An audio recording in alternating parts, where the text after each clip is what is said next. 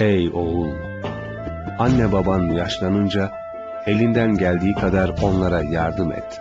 Çünkü onlar sen küçükken türlü türlü zahmetini çektiler.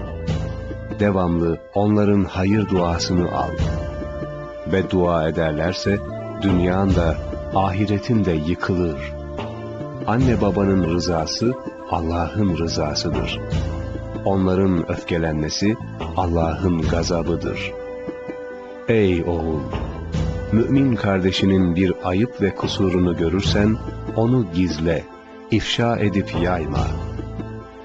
Resul-i Ekrem aleyhisselam Efendimiz şöyle buyurmuştur: kim bir mümin kardeşinin kusurunu görür de halkın yanında onu rüsvay etmezse, Allah-u Teala kıyamet gününde onun ayıplarını örter, mahşerde halkın huzurunda rüsvay etmez.